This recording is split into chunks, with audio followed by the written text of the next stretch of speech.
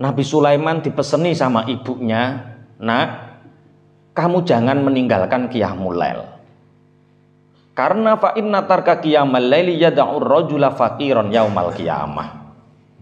Ibunya mengatakan, "Nak, kamu jangan meninggalkan qiyamul lail, karena sesungguhnya meninggalkan qiyamul lail itu bisa menjadikan seseorang itu menjadi fakir besok di hari kiamat. Di hari kiamat yang kaya di dunia bisa miskin, yang fakir bisa jadi miskin juga." Siapa orang-orang kaya besok di hari kiamat?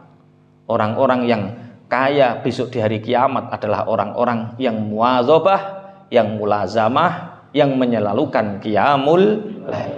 Orang-orang yang meninggalkan qiyamul lail besok di hari kiamat menjadi orang fakir. Qiyamul lail itu di rumah, bukan di tempat umum, bukan di masjid, bukan di musola. Tapi lakukan qiyamul lail itu di rumah. Dan kerjakan qiyamul lail itu di rumah. Di rumahmu. Karena apa? Karena hadisnya Rasulullah, "Sholli fi zawaya baitika yakun nuru baitika fis sama kanuril kawakibi wan nujumi li ahli dunya." Rasulullah bersabda, "Sholatlah kamu di pojok-pojok rumahmu." Maksudnya sholat sunnah, bukan sholat fardu. Sholat sunnah itu yang terbaik dikerjakan di rumah. Qobliyah, ba'diyah kerjakan di rumah, fardunya kerjakan di masjid. Begitu juga qiyamul lail kerjakan di rumah. Maka rumah yang kamu gunakan untuk qiyamul lail, untuk sholat tahajud, untuk sholat sunnah dan lain sebagainya, maka cahaya rumahmu di langit itu akan terang seperti cahaya bintang bagi ahli dunia. Jadi masyhur, penduduk langit itu akan mengenal kita. Siapa itu rumahnya terang benderang di malam hari? Siapa itu rumahnya yang terang itu? Penduduk langit itu akan mengenal kita. Nah, apa-apa nek wis kenal isuk ben yo penak totonane. Oh, ki bocah kae kae. Oh iya iya, ketika ning mahsyar gampang wong wis apa? Kenal.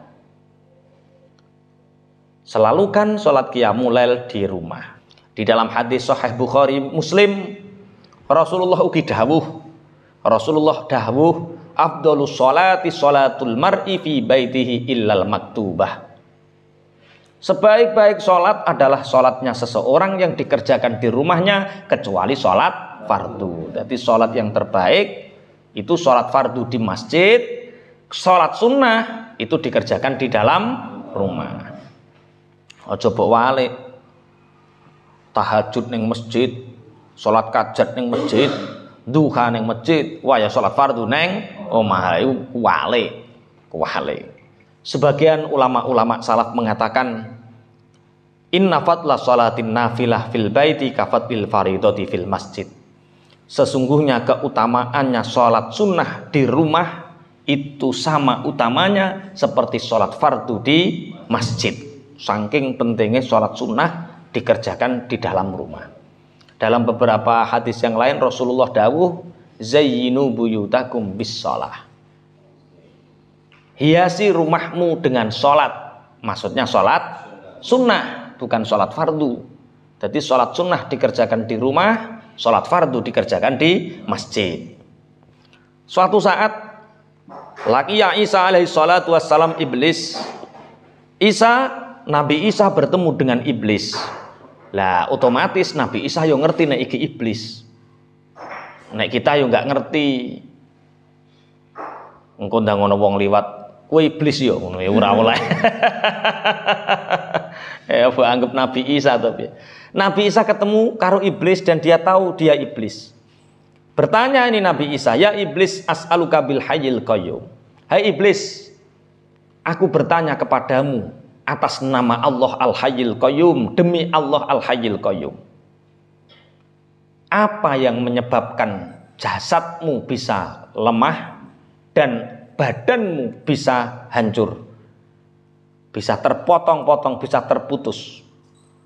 Nabi Isa ini bertanya nih, demi Al-Hayyil Qayyum, wahai iblis, apa yang menyebabkan jasadmu, jisimmu melemah dan punggungmu terputus? Iblis menjawab, ya Nabi Allah, laula annaka sa'altani bil hayyil qayyum ma akhbartuka. Hei Nabi ini Allah, seandainya engkau tidak membawa-bawa Tuhan, seandainya engkau tidak membawa-bawa nama Al Hayyul Qayyum Allah, aku tidak akan memberitahumu.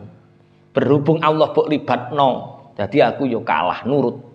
Jadi apa-apa ini nggawa sing gedhe iku penak cara ngono. Bakul es jenengan, wah kula niki santrine Pak Yai lho, ya walah. Akhire yo halalan thayyibane terjaga to. Kegawa-gawa. Seandainya engkau tidak membawa nama Al Hayyul Qayyum, aku tidak akan memberitahumu.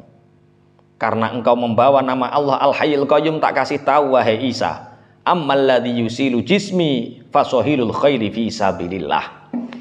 Adapun yang membuat jisimku menjadi lelah dan lemah, aku bisa terkalahkan, yaitu ketika ada orang yang menaik kuda, suara kuda yang digunakan untuk berjihad fi sabilillah.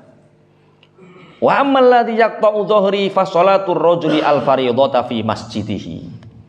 Adapun sesuatu yang membuat punggungku terputus, yaitu sholatnya seseorang, sholat fardu di dalam masjid, wan nafilata fi baitihi.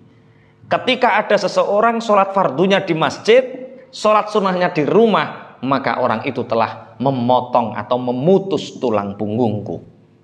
Artinya kita bisa mengalahkan setan dengan dua hal, yaitu berjihad di jalan Allah, yang kedua sholat jamaah fardu di masjid, sholat sunnah di rumah.